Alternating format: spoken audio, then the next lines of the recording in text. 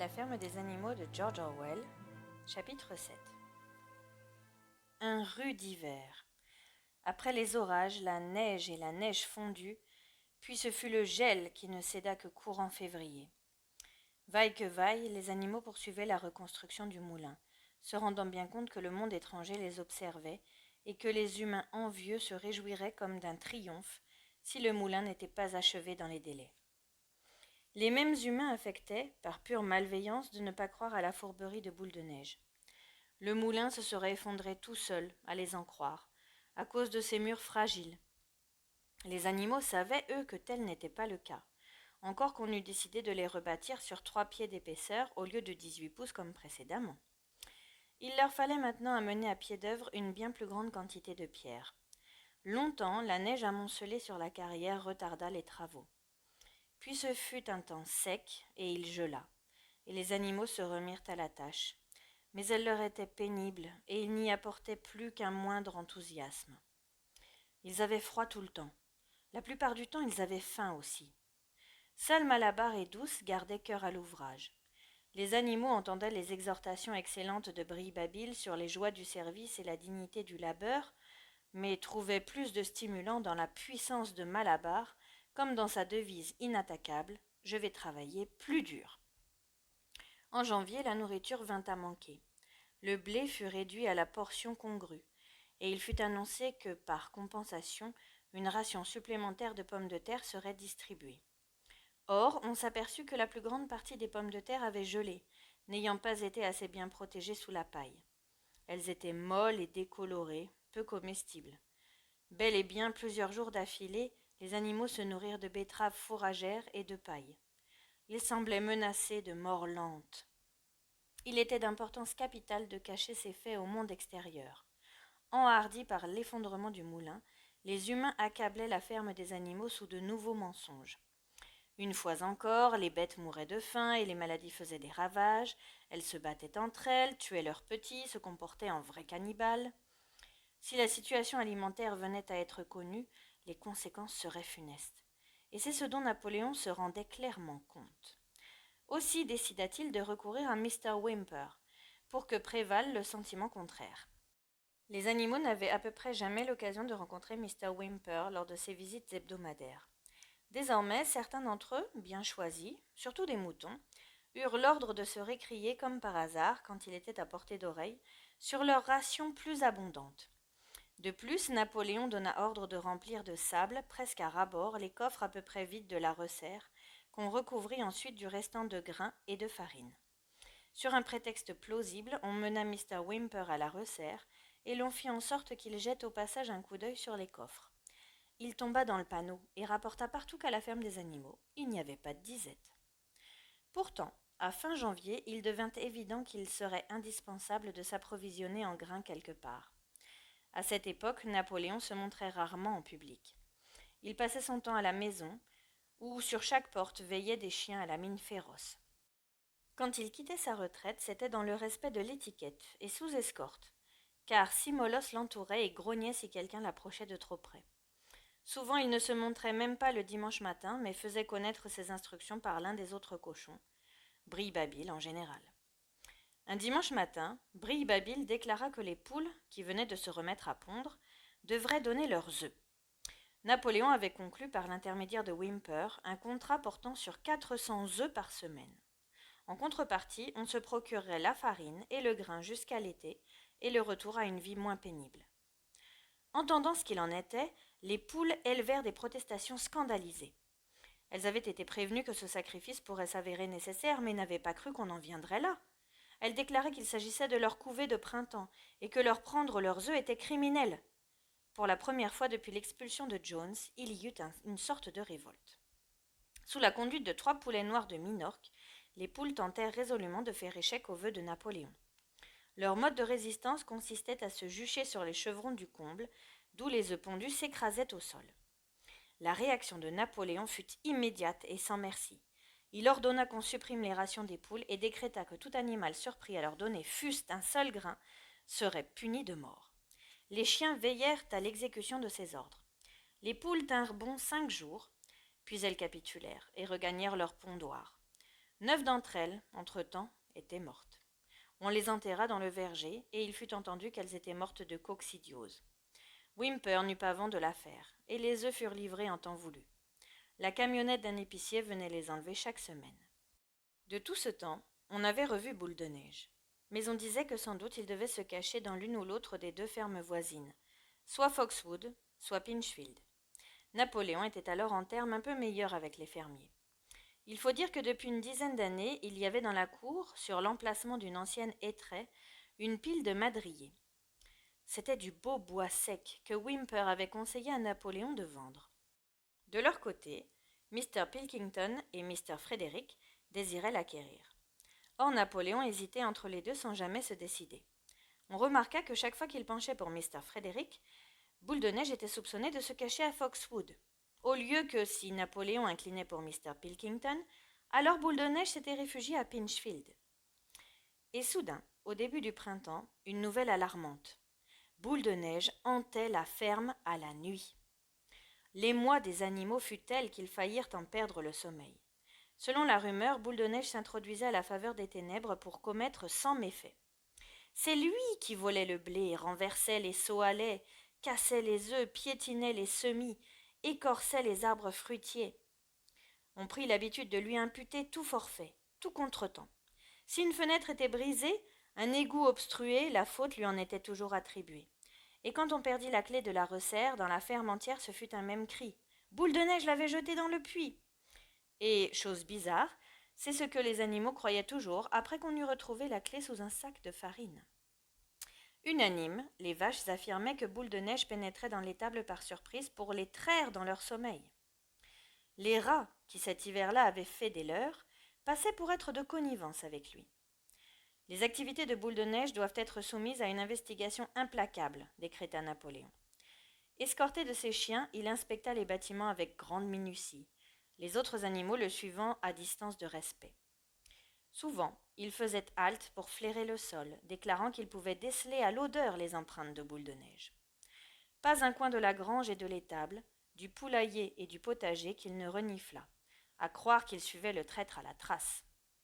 Du groin, il flairait la terre avec insistance, puis d'une voix terrible s'écriait « Boule de Neige! Il est venu ici!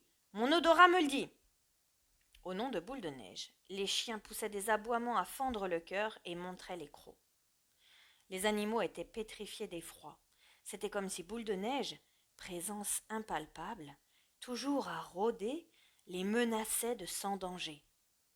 Un soir, Brille-Babil les fit venir tous. Le visage anxieux et tressaillant sur place, il leur dit qu'il avait des nouvelles graves à leur faire savoir. « Camarades, s'écria-t-il en sautillant nerveusement, Boule de Neige s'est vendu à Frédéric, le propriétaire de Pinchfield, qui complote en ce moment de nous attaquer et d'usurper notre ferme. C'est Boule de Neige qui doit le guider le moment venu de l'offensive. Mais il y a pire encore. Nous avions cru la révolte de Boule de Neige causée par la vanité et l'ambition. Mais nous avions tort, camarades. Savez-vous quelle était sa raison véritable ? Du premier jour, Boule de Neige était de mèche avec Jones. Il n'a cessé d'être son agent secret. Nous en tenons la preuve de documents abandonnés par lui et que nous venons tout juste de découvrir. À mon sens, camarades, voilà qui explique bien des choses. N'avons-nous pas vu de nos yeux comment il tenta, sans succès heureusement, de nous entraîner dans la défaite et l'anéantissement lors de la bataille de l'étable ? Les animaux étaient stupéfaits. Pareille scélératesse comparée à la destruction du moulin, vraiment c'était le comble. Il leur fallut plusieurs minutes pour s'y faire. Ils se rappelaient tous, ou du moins croyaient se rappeler, Boule de Neige chargeant à leur tête à la bataille de l'étable, les ralliant sans cesse et leur redonnant cœur au ventre, alors même que les plombs de Jones lui écorchaient l'échine. Dès l'abord, il voyait mal comment il aurait pu être en même temps du côté de Jones. Même Malabar, qui ne posait guère de questions, demeurait perplexe. Il s'étendit sur le sol, replia sous lui ses jambes de devant, puis s'étant concentré avec force, énonça ses pensées. Il dit « Je ne crois pas ça. À la bataille de l'étable, Boule de Neige s'est conduit en brave, et ça je l'ai vu de mes propres yeux. Et juste après le combat, est-ce qu'on ne l'a pas nommé héros animal première classe ? C'est là que nous avons fait fausse route, camarades, reprit Brille-Babil. car en réalité il essayait de nous conduire à notre perte. C'est ce que nous savons maintenant grâce à ces documents secrets. Il a été blessé quand même, dit Malabar. Tous nous l'avons vu qui courait en perdant son sang. Cela aussi faisait partie de la machination, s'écria Bree-Babil. Le coup de fusil de Jones n'a fait que les rafler. Si vous saviez lire, je vous en donnerais la preuve écrite de sa main. Le complot prévoyait qu'au moment critique, Boule de Neige donnerait le signal d'un sauve-qui-peut, abandonnant le terrain à l'ennemi. Et il a failli réussir. Bel et bien, camarade, il aurait réussi, n'eût été votre chef héroïque, le camarade Napoléon. Enfin, est-ce que vous l'auriez oublié? Au moment même où Jones et ses hommes pénétraient dans la cour, Boule de Neige tournait Kazakh, entraînant nombre d'animaux après lui, et au moment où se répandait la panique, alors même que tout semblait perdu, le camarade Napoléon s'élançait en avant au cri de « Mort à l'humanité !» mordant Jones au mollet. « De cela sûrement vous vous rappelez, camarade !» dit Bree-Babil en frétillant. Entendant le récit de cette scène haute en couleurs, les animaux avaient l'impression de se rappeler. À tout le moins, ils se souvenaient qu'au moment critique, Boule de Neige avait détalé. Mais Malabar, toujours un peu mal à l'aise, finit par dire « Je ne crois pas que Boule de Neige était un traître au commencement. Ce qu'il a fait depuis, c'est une autre histoire. Mais je crois qu'à la bataille de l'étable, il a agi en vrai camarade. » Bree-Babil, d'un ton ferme et pesant ses mots, dit alors « Notre chef, le camarade Napoléon, a déclaré catégoriquement, camarade, que Boule de Neige était l'agent de Jones depuis le début. Oui, et même bien avant que nous ayons envisagé le soulèvement. » Ah, c'est autre chose dans ce cas-là, concéda Malabar. Si c'est le camarade Napoléon qui le dit, ce doit être vrai. À la bonne heure, camarade, s'écria Bree-Babil, non sans avoir jeté toutefois de ses petits yeux pétillants un regard mauvais sur Malabar. Sur le point de s'en aller, il se retourna et ajouta d'un ton solennel. J'en avertis chacun de vous. Il va falloir ouvrir l'œil, et le bon, car nous avons des raisons de penser que certains agents secrets de Boule de Neige se cachent parmi nous à l'heure actuelle. 4 jours plus tard, en fin d'après-midi, Napoléon donna ordre à tous les animaux de se rassembler dans la cour. Quand ils furent tous réunis, il sortit de la maison de la ferme, portant 2 décorations, car récemment il s'était attribué les médailles de héros animal, première classe et deuxième classe. Il était entouré de ses 9 molosses qui grondaient. Les animaux en avaient froid dans le dos, et chacun se tenait tapi en silence, comme en attente de quelque événement terrible. Napoléon jeta sur l'assistance un regard dur, puis émit un cri suraigu. Immédiatement, les chiens bondirent en avant, saisissant 4 cochons par l'oreille et les traînant, glapissant et terrorisés aux pieds de Napoléon. Les oreilles des cochons saignaient, et quelques instants, les molosses ivres de sang parurent saisis d'une rage démente. À la stupeur de tous, 3 d'entre eux se jetèrent sur Malabar. Prévenant leur attaque, le cheval frappa l'un d'eux en plein bond et de son sabot le cloua au sol. Le chien hurlait miséricorde. Cependant, ses 2 congénères, la queue entre les jambes, avaient filé bon train. Malabar interrogeait Napoléon des yeux. Devait-il en finir avec le chien ou lui laisser la vie sauve? Napoléon parut prendre une expression autre, et d'un ton bref, il lui commanda de laisser aller le chien, sur quoi Malabar leva son sabot. Le chien détala, meurtri et hurlant de douleur. Aussitôt le tumulte s'apaisa. Les 4 cochons restaient sidérés et tremblants, et on lisait sur leurs traits le sentiment d'une faute. Napoléon les invita à confesser leurs crimes. C'étaient là les cochons qui avaient protesté quand Napoléon avait aboli l'Assemblée du dimanche. Sans autre forme de procès, ils avouèrent. Oui, ils avaient entretenu des relations secrètes avec Boule de Neige depuis son expulsion. Oui, ils avaient collaboré avec lui à l'effondrement du moulin à vent. Et oui, ils avaient été de connivence pour livrer la ferme des animaux à Mr. Frédéric. Ils firent encore état de confidence du traître. Depuis des années, il était bien l'agent secret de Jones. Leur confession achevée, les chiens sur-le-champ les égorgèrent. Alors, d'une voix terrifiante, Napoléon demanda si nul autre animal n'avait à faire des aveux.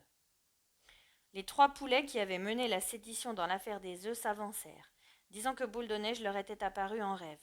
Ils les avaient incités à désobéir aux ordres de Napoléon. Eux aussi furent massacrés. Puis une oie se présenta. Elle avait dérobé 6 épis de blé à la moisson de l'année précédente et les avait mangés de nuit. Un mouton, lui, avait uriné dans l'abreuvoir sur les instances de Boule de Neige, et 2 autres moutons avouèrent le meurtre d'un vieux bélier particulièrement dévoué à Napoléon, Alors qu'il avait un rhume de cerveau, il l'avait pris en chasse autour du feu de bois. Tous furent mis à mort sur-le-champ. Et de cette façon, aveux et exécutions se poursuivirent. À la fin, ce fut, au pied de Napoléon, un amoncellement de cadavres, et l'air était lourd d'une odeur de sang inconnue depuis le bannissement de Jones. Quand on en eut fini, le reste des animaux, cochons et chiens exceptés, s'éloigna en foule furtive. Ils frissonnaient d'horreur et n'auraient pas pu dire ce qui les bouleversait le plus, la trahison de ceux ayant partie liée avec Boule de Neige ou la cruauté du châtiment. Dans les anciens jours, de pareilles scènes de carnage avaient bien eu lieu, mais il leur paraissait à tous que c'était pire maintenant qu'elles se produisaient entre eux. Depuis que Jones n'était plus dans les lieux, pas un animal qui en eût tué un autre, fût-ce un simple rat. Ayant gagné le monticule où, à demi achevé, s'élevait le moulin, d'un commun accord, les animaux se couchèrent, blottis côte à côte pour se faire chaud. Il y avait là Douce, Edmé et Benjamin, les vaches et les moutons, et tout un troupeau mêlé d'oies et de poules. Tout le monde, somme toute, excepté la chatte qui s'était éclipsée avant même l'ordre de rassemblement. Seul Malabar était demeuré debout, ne tenant pas en place, en se battant les flancs de sa longue queue noire, en poussant de temps à autre un hennissement étonné. À la fin, il dit « Ça me dépasse, je n'aurais jamais cru à des choses pareilles dans notre ferme. Il doit y avoir de notre faute. La seule solution, à mon avis, c'est de travailler plus dur. À partir d'aujourd'hui, je vais me lever encore 1 heure plus tôt que d'habitude. » Et de son trot pesant, il fila vers la carrière. Une fois là, il ramassa coup sur coup 2 charretées de pierre qu'avant de se retirer pour la nuit, il traîna jusqu'au moulin. Les animaux se blottissaient autour de Douce, et ils se taisaient. Du mamelon où ils se tenaient couchés s'ouvrait une ample vue sur la campagne. La plus grande partie de la ferme des animaux était sous leurs yeux. Le pâturage tout en longueur jusqu'à la route, le champ de foin, le bocteau, l'abreuvoir, les labours où le blé vert poussait dru, et les toits rouges des dépendances d'où des filaments de fumée tourbillonnaient. La transparence d'un soir de printemps. L'herbe et les haies chargées de bourgeons se doraient aux rayons obliques du soleil.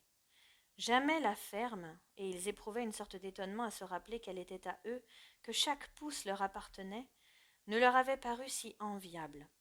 Suivant du regard le versant du coteau, les yeux de Douce s'embuaient de larmes.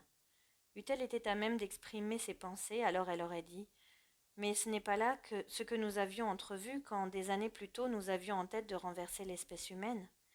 Ces scènes d'épouvante et de massacre, ce n'était pas ce que nous avions appelé de nos vœux la nuit où Sage l'Ancien avait exalté en nous l'idée du soulèvement. Elle-même se fût-elle fait une image du futur, ça aurait été celle d'une société d'animaux libérés de la faim et du fouet. Ils auraient été égaux, tous égaux, chacun aurait travaillé suivant ses capacités, le fort protégeant le faible, comme elle avait protégé de sa patte la couvée de Caneton, cette nuit-là où Sage l'Ancien avait prononcé son discours. Au lieu de quoi, elle n'aurait su dire comment c'était arrivé. Des temps sont venus où personne n'ose parler franc, où partout grognent des chiens féroces, où l'on assiste à des exécutions de camarades dévorés à pleines dents après avoir avoué des crimes affreux. Il ne lui venait pas la moindre idée de révolte ou de désobéissance. Même alors, elle savait les animaux bien mieux pourvus que du temps de Jones, et aussi qu'avant tout il fallait prévenir le retour des humains. Quoi qu'il arrive, elle serait fidèle, travaillerait ferme, exécuterait les ordres, accepterait la mainmise de Napoléon. Quand même ce n'était pas pour en arriver là qu'elle et tous les autres avaient espéré et pris de la peine. Pas pour cela qu'ils avaient bâti le moulin et bravé les balles de Jones. Telles étaient ses pensées, même si les mots ne lui venaient pas. À la fin, elle se mit à chanter Bête d'Angleterre, se disant qu'elle exprimerait ainsi ce que ses propres paroles n'auraient pas su dire. Alors les autres animaux, assis autour d'elle, reprirent en chœur le chant révolutionnaire, 3 fois de suite, mélodieusement, mais avec une lenteur funèbre, comme ils n'avaient jamais fait encore. À peine avait-il fini de chanter pour la 3e fois que Brille-Babil, escorté de 2 molosses, s'approcha, de l'air de qui a des choses importantes à faire savoir. Il annonça que désormais, en vertu d'un décret spécial du camarade Napoléon, chanter Bête d'Angleterre était interdit. Les animaux en furent tout décontenancés. « Pourquoi » s'exclama Edmé. « Il n'y a plus lieu, camarade, dit Brille-Babil d'un ton cassant. Bête d'Angleterre, c'était le chant du soulèvement. Mais le soulèvement a réussi. L'exécution des traîtres, cet après-midi, l'a menée à son terme. Au dehors comme au dedans, l'ennemi est vaincu. Dans Bêtes d'Angleterre étaient exprimées nos aspirations à la société meilleure des temps à venir. Or cette société est maintenant instaurée. Il est clair que ce chant n'a plus aucune raison d'être. Tout effrayés qu'ils fussent, certains animaux auraient peut-être bien protesté, si à cet instant les moutons n'avaient entonné leur bêlement habituel. 4 pattes oui, 2 pattes non. Et ils bêlèrent plusieurs minutes durant, et mirent fin à la discussion. Aussi n'entendit-on plus Bêtes d'Angleterre. À la place, Minimous, le poète, composa de nouveaux couplets, dont voici le commencement. Ferme des animaux, jamais de mon fait ne te viendront des mots. Et c'est là ce qu'on chante chaque dimanche matin, après le salut au drapeau. Mais les animaux trouvaient que ces paroles et cette musique ne valaient pas Bêtes d'Angleterre. Fin du chapitre 7.